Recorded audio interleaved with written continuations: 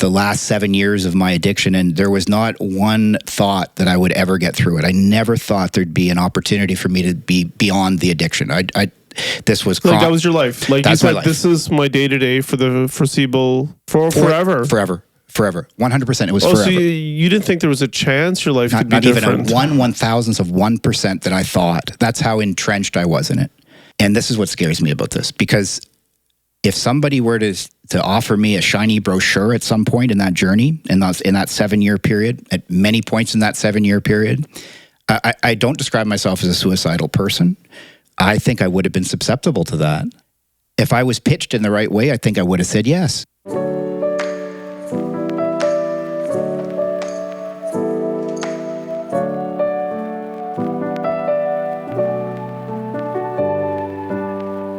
Today's topic is going to be on what is called MAiD, which is an acronym for Medical Assistance in Death. And what's unique about MAiD in this instance is it's for people that are struggling with addiction. Yeah, and this was a topic I didn't really want to talk about, and things changed for me dramatically last week. I was talking to a colleague who we were talking about psychiatric illness, and because I think they have these level 2 or these second section designations that were supposed to come into effect, I think, in March of this year. And they ended up pushing it back a little bit. And after chatting with him, it's just very, very clear that MAiD will be available for psychiatric illness. There's no stopping it for psychiatric illness. And so somebody has depression, somebody has personality disorder, somebody has complex trauma, somebody has anxiety, they would be eligible for MAiD. And then I thought, why not have this conversation? Because if it's... I never would have imagined it being an approach for psychiatric illness. And now it seems like society has decided that it's okay, for psychiatric illness. So the next logical question would be the substance use, because when you brought it up originally as a topic, I was like, well, it's not going to be on the radar. Like, why would someone has a dependence or is using alcohol regularly, and would you give them MAiD, offer them MAiD for that? I don't know. Yeah, well, and this is right, and that would be the kind of controversial part. And you described it as psychiatric illness, but as one part of the one part of psychiatric illness that we both work in, and you've pretty well devoted your career to, is addiction. Yep. Right, substance use. So this gets very specific, right? Yep. And for me, it's it's something that with my own history of substance use, it's something that strikes home quite a bit with me. So, and we'll get to that a little bit later. But so there is a story in the National Post, which is one of our national papers. A new poll has shown just how comfortable Canadians are with assisted suicide. Even before assisted suicide was legalized in Canada, multiple polls showed that a clear majority of Canadians supported it in instances when someone had a terminal illness. When Canada expanded assisted suicide eligibility to anyone who just had a debilitating illness, polls showed that a clear majority supported that too. So recently, pollsters have started asking how far Canadians might go with all this. Pretty far, it turns out. 1/4 of Canadians are fine with assisted suicide merely because someone can't find medical care. 40% are fine with prisoners ending their lives instead of serving out their sentences. What if someone's just homeless? 28% say they should be allowed to seek medically assisted death. Or what if they're just poor? No terminal conditions, no underlying health problems, no mental illness. They just live in poverty. Should they be allowed to seek state assistance in ending their lives? 27% say yes. Yeah, what do you think of that? Well, first my mind goes to is, what are these polls? Are they following whatever the standardized accepted role of polls are? Is it a certain subset of people they're interviewing? And the only reason I say it is that, whenever you see these conspiracy theory things, I say, polls can share almost anything, right? But let's leave the poll aside. We know what the proposed law is. It's coming in March of 2024, yeah. Allegedly. It's not a crime. Allegedly, yeah. And that's where we're at. So we're going to be there. And if they delayed it by 1 year, And I'm not sure what the mechanism.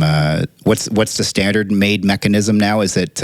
I guess why it will come into the profession, your profession more distinctly is because currently any doctor can approve it. Do you know the process?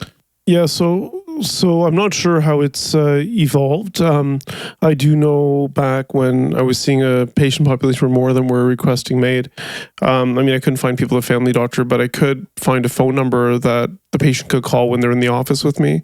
They could give their name and number, start the process of getting an assessment. They would be seen by a nurse practitioner who would do an assessment, decide whether or not they were appropriate for MAiD. Then I don't know what would happen there. Because for me, it's one of those things, you see people with irretractable pain, you see them with severe depression. You don't want to exclude them from a process just because they have a certain condition. But it's also something where the medically assisted and dying part, at least, when you've been wired to promote hope, when you've been wired to try to help people find purpose and meaning, and when you've seen people in their darkest days and you've seen them shift and evolve to a point where they're excited about their life in general, when you've seen people go through dementia processes where they find joy in those specific moments, it's really hard to shift that mindset. But at the same time, going into the medical field, you have to make a decision that even if you're not the one providing something, you have to do a reasonable screening and assessment and refer people to services that are available. At least that's what I came up with. And back then, they had a phone number you could call, and you get that MAiD assessment, and whatever that involves. And I think there's this one little kernel that stuck with me with what you just said, which is you can't find someone a Family Doctor, but you know how to find the MAiD number, and someone's going to answer the phone. Yeah, someone's going to answer the phone. Yeah, and isn't that sad? Yeah, but I mean, I think that's how society is, right? That's how we've decided to be as a society. Like whoever we is, maybe it's the man.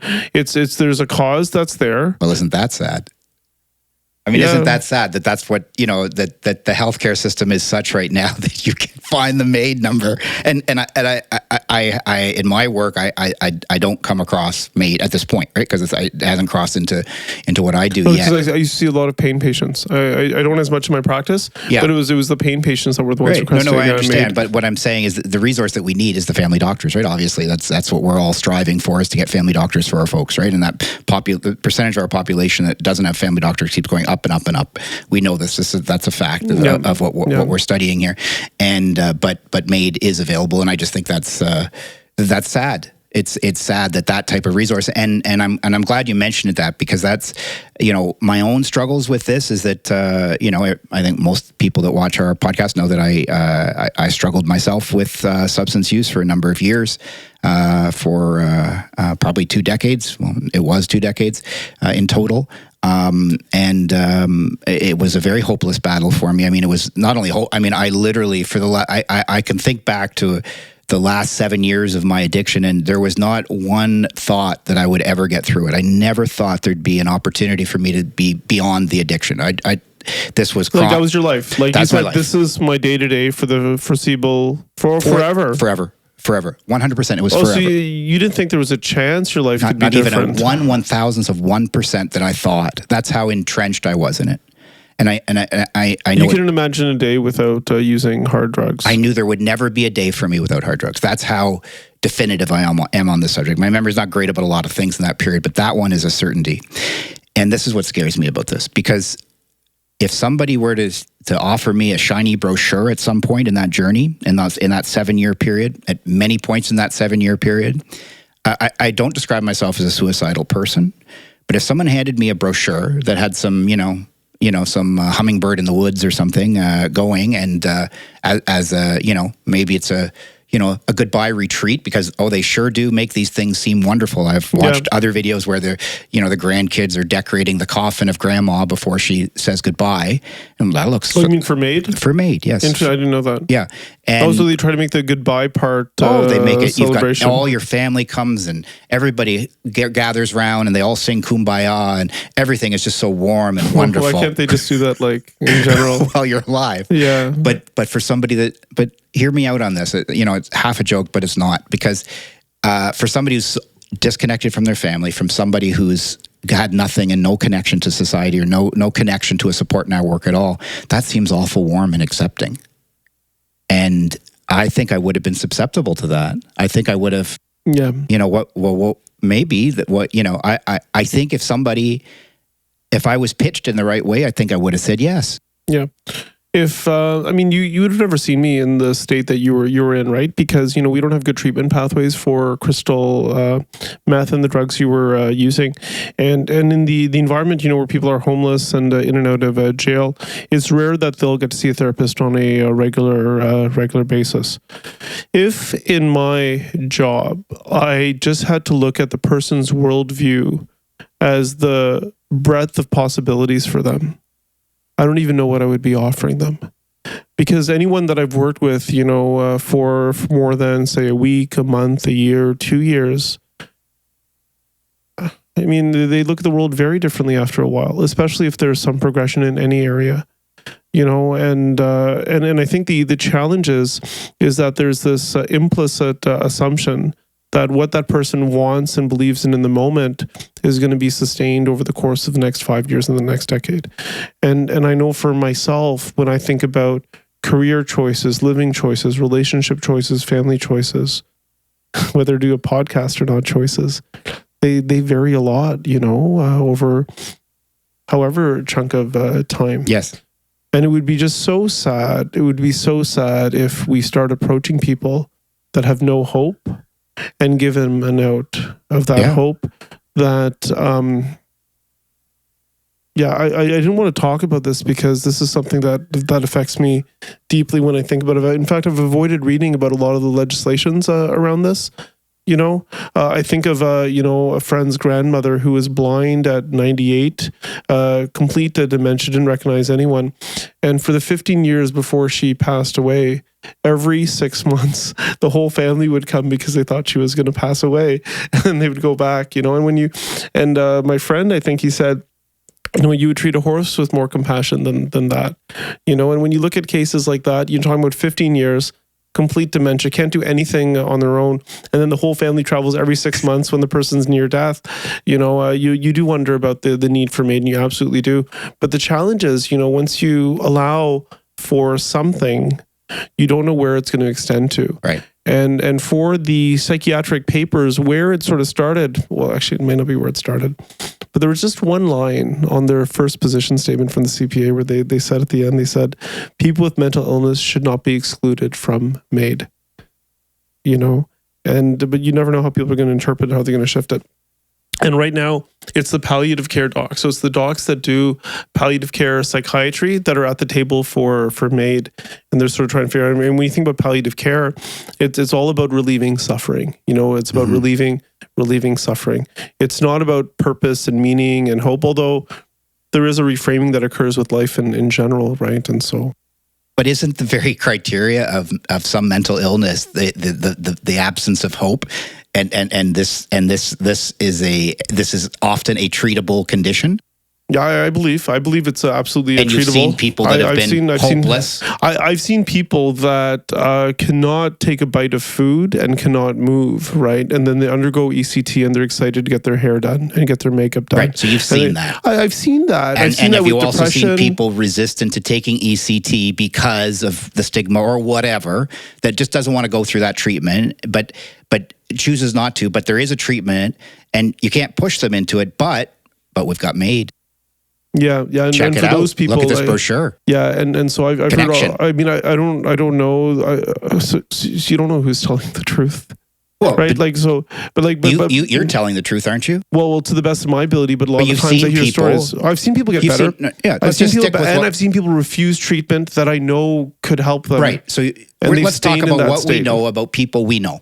Right? Without sharing details that are inappropriate. Sure. So people, you've treated people that have gotten better from a hopeless place to a good place because of treatment. Well, I wouldn't say, it's not always good, but better. It's different. And the way they look at the world is different. And there's moments that are better. Okay. There's moments that are better. There are moments that are better. And I've seen cases where I provide things and it's not better. I mean, first of all, I'll give you an example.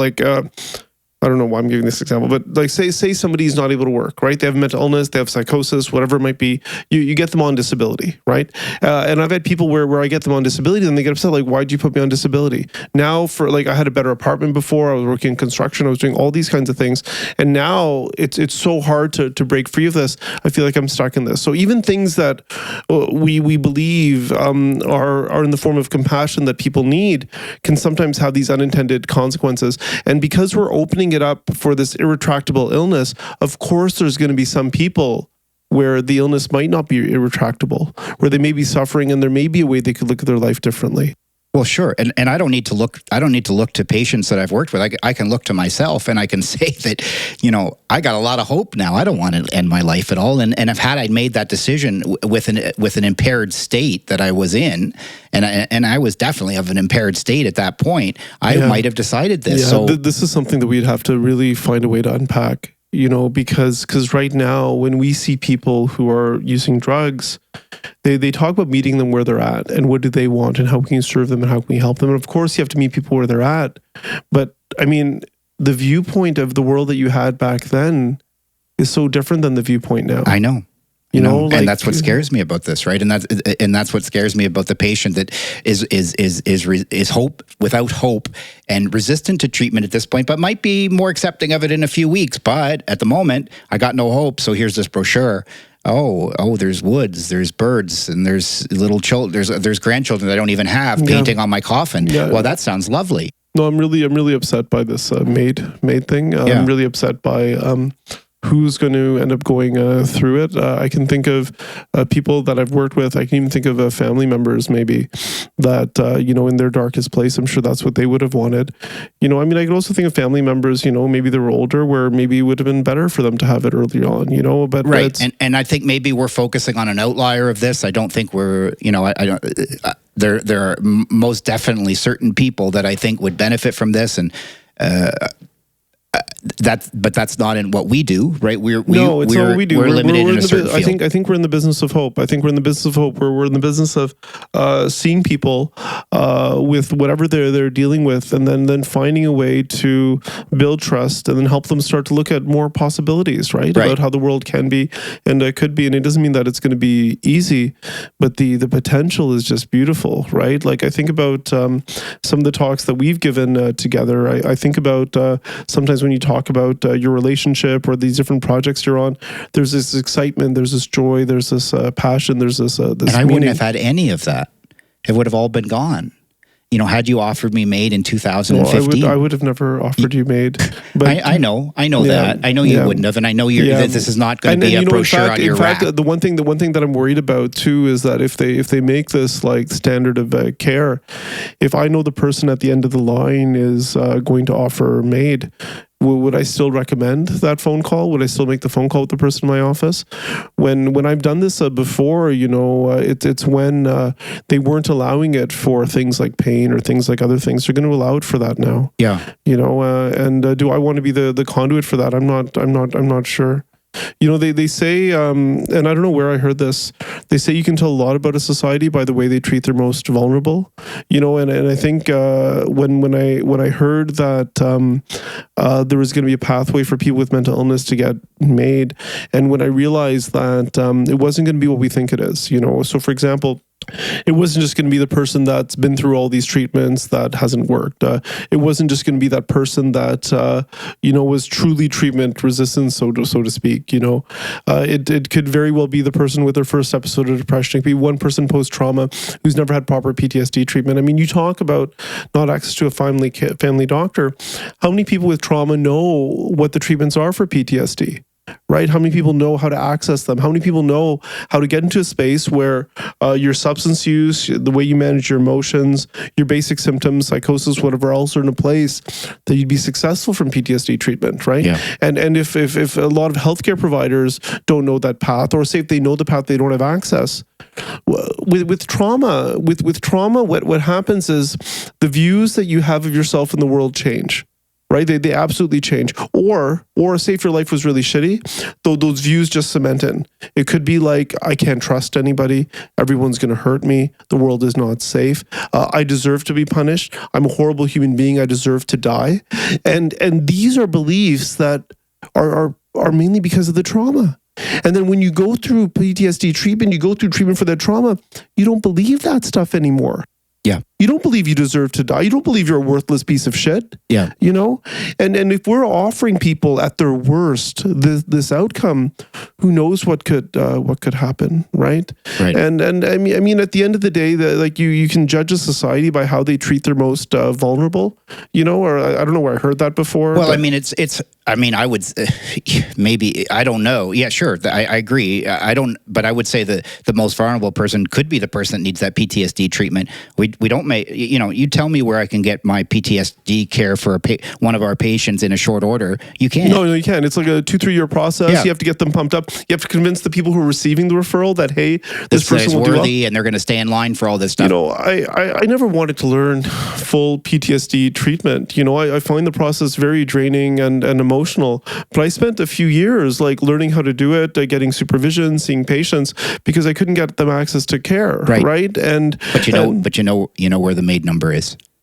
And that's what I'm saying, right? That's the sad part of that. Is that it's the sad part. Yeah, you know the MAiD number and it's available. The powers that be, whoever they are, have made that number available for people, and that's where I feel that I fear it's a slippery slope when we start talking about the more controversial issues in our field, like involuntary care. Well, you know, I don't know what's the difference in involuntary care and involuntary MAiD, right? It's like, but it would never be involuntary. But I guess what you're saying is that in the state the person's in, it may not reflect the potential of the past. Tell me about capacity. Tell me about my capacity in 2015, and what was my capacity? Also, JP, I think we need you at these tables, right? Yeah.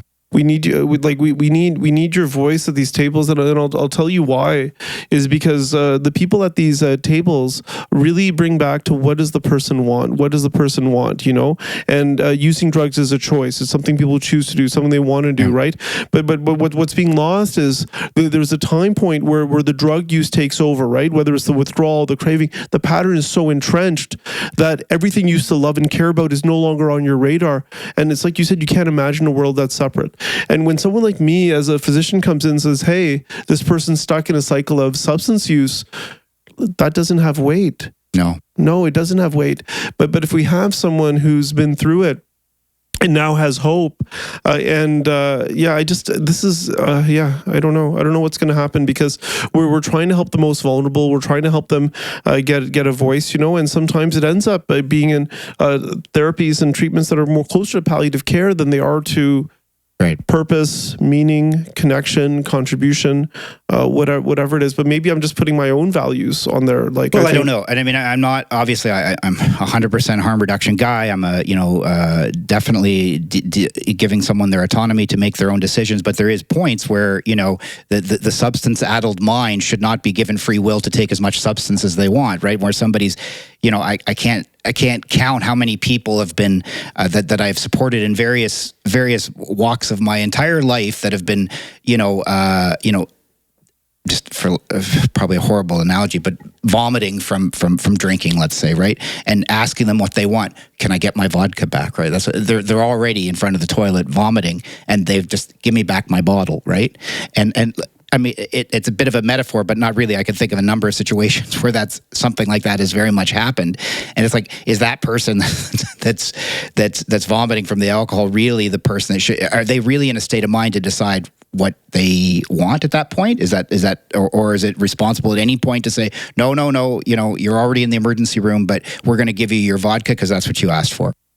You know, I was talking to a colleague of mine who's worked a lot at tables where they're working with people that have dementia, right? So their brains aren't firing well.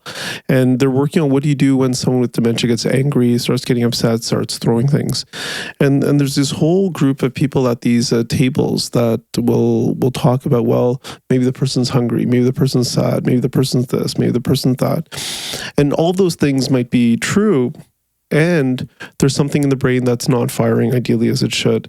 And we know enough about these animal models of substance use, and it could even be an electrical current that's put in a certain part.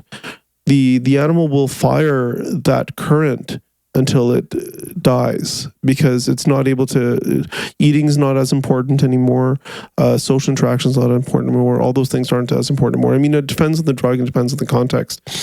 And we also know if that animal is connected to a community of people, like family, connected, active, moving around, it's not going to become dependent on that drug. And it's not going to fire that drug until it becomes so emaciated that the heart stops beating. And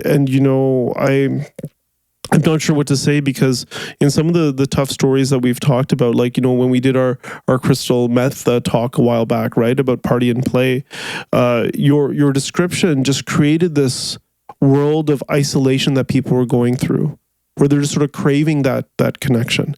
And with MAiD, what's going to happen, I think, is exactly what you said, where like the state that you're in before, where someone is, all I can imagine forever is this using cycle, and I can't see an out. And if you want it to stop, that's actually the only thing that seems possible. Like, there's no way anyone could have convinced you, hey, you know what?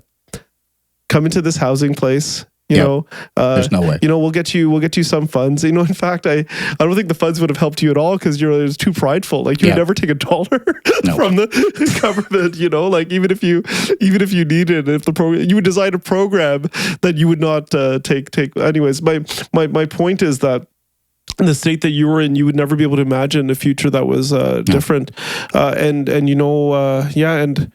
The impact that you've had on so many, because I see it in their eyes, right? When we give a talk on harm reduction, you come there, we sort of show the needles, we show that stuff. I see people's ideas change, right? I see it in their eyes, and all of their patients that they see will now get that newly view of the world, right? So I just think it's sad. And the reason that I didn't want to talk about this at first is because I'm not a big name person. I don't want a sound clip getting me in trouble in some way and not being able to practice medicine anymore. But at the same time, we're not going to be able to stop it for traditional mental illness. So it doesn't matter whether it's depression, schizophrenia, I don't even know if it's anxiety disorder or what it is. But there are going to be pathways, and there are going to be certain hospitals and certain doctors in the state, in Ontario and the GTA hub, that you can send somebody to get MAiD. It'll likely be approved, and they'll likely get whatever the form is that society decides on. There's actually no stopping it, and that was so upsetting for me to hear. And I felt like I couldn't. I mean, the substance use thing is going to come eventually. I think you can argue with some forms of overdose prevention, especially if it's not done with a parallel like recovery stream, or a parallel wound care stream, or a parallel nursing stream. If all you have is an overdose consumption site without any of the wraparound services, without any of the wraparound services, you could argue that all you're really doing is you're maintaining that addiction so the person comes back, right? And at least with the other ones, you have other services you're offering too. So and MAiD isn't. So there's no wraparound. There's no wraparound service to MAiD. Right. And just for people that don't know what a wraparound service is we talk about, various, kind of treatment modalities and addiction on this podcast. And one of them is safe supply, which is basically a maintenance dose for people to stay well. And what could be described as a million other things, but let's call it that for now. Yeah. And you give people the opiates that they need, right? To stay. It's not to avoid the unregulated fentanyl supply. Right. But when we talk about wraparound services, just so people know, it's because in a lot of those services would be like, okay, you could also see a social worker anytime you want. Yeah. We've got a housing complement here. Yeah. We've got a nurse practitioner who can treat your wounds when you're there. So just so people know, that's what we mean when we're saying wraparound services. Absolutely. And I guess the absence of, there's just a finality to MAiD. Right? And the thing is, the wraparound is what you said. They're creating a funeral arrangement. All the kids are writing things on the casket. They're saying goodbye. That's the wraparound. That's the sad part about the wraparound service. There's also a quote that I heard is you can. Whenever there's something controversial, who benefits from it, right? Who benefits from it? And I think I don't know. I don't want to bring the wrong talking point, around who benefits from what, but what's one of the biggest costs that are going to happen to society? It's how do you care for the elderly? How do you care for people in their 50s, 60s, 70s, 80s, 90s? And the people who use drugs, they're going to have much more medical needs, right? So heart disease, brain disease, and if you end someone's life, that's 20, 30 years of a nursing home that you're saving, maybe more in terms of government money, pension money, whatever that might be. And the sad thing about this is like who really benefits from MAiD. Yeah, and I'm not impugning anybody's motives. It's suggesting that this is someone's motives, but you brought up money. Let's talk about money. So the most recent thing I read about IOUT, which is an injectable safe supply program, essentially supervised, is $90,000 per year per patient. That's the average cost in this program. How much can MAiD cost? I don't know, maybe 5 grand, 10 grand. 10 grand maybe. And maybe they'll cover the funeral too. They'll probably throw in a nice coffin. So they might have to save some money for future lawsuits or something, I don't want to suggest that anybody would ever put that in their calculus, because that's just a level of kind of No, but these things, evil that I don't want to think exists. No. So I think these things would never be this evil. It has to be this unconscious kind of thing. Sure. I don't think anyone would put that explicitly.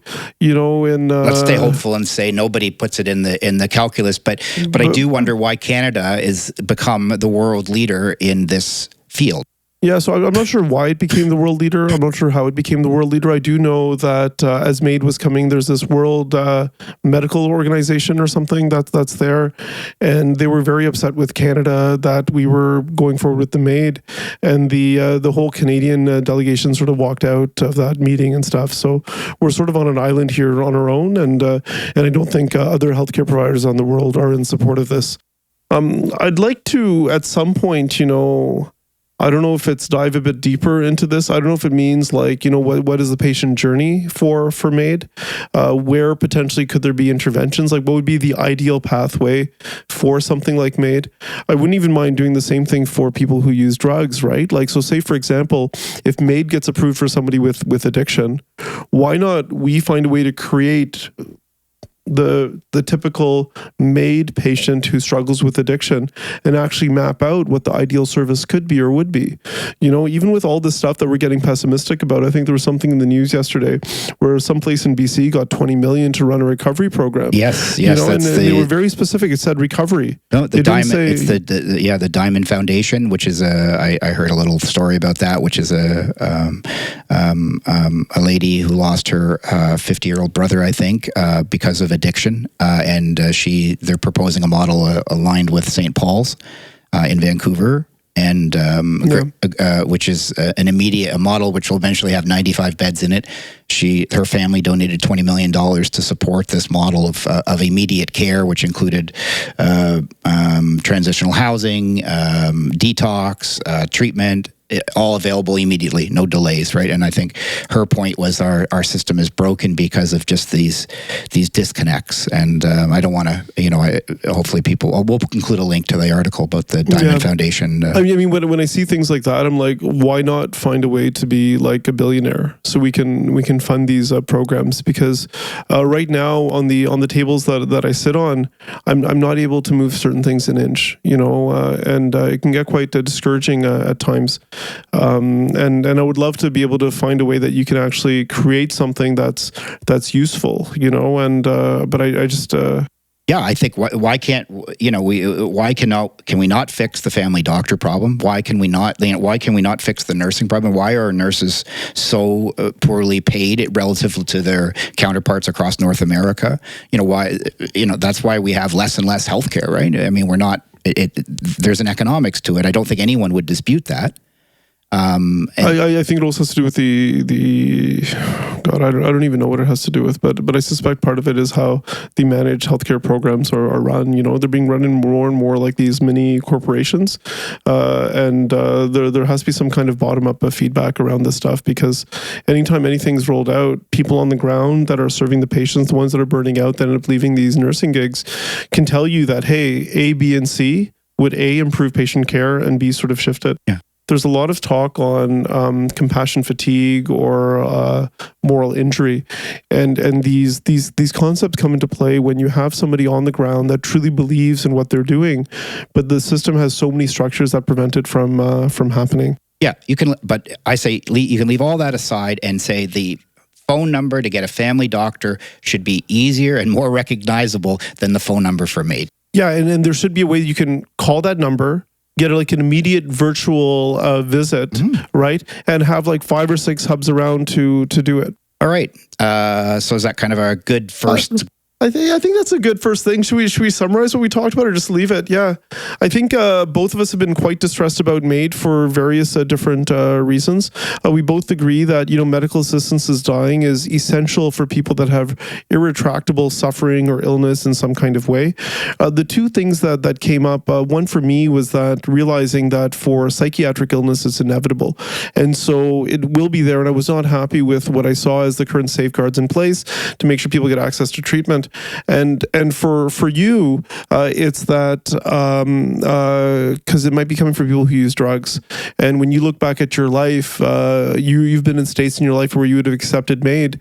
And there's so many special and beautiful things that have happened to you since you've made some of these changes that you would have never imagined possible. And I would hate it if people didn't get the best out of people who are currently in the state you were in. Because every time I see somebody in their clinic, they have so much to give and offer the world. And how do we create a space where they can do it? And the sad part is the way that the government, the way that politics, the way that everything is set up, I don't think we're going to have a voice to stop it. So the least we can do is sort of raise awareness for it, And so maybe, hopefully, eventually, instead of 30% of Canadians saying, hey, I'm in support of MAiD, for people who are homeless, let's have 100% of Canadians saying, how can we help everyone find purpose, meaning, connection, housing, all of that kind of stuff. Why don't we aim for better? Because we can do better for the most vulnerable and marginalized in our society. Sounds good. Than MAiD. Okay. All right. Thank you. Thank you.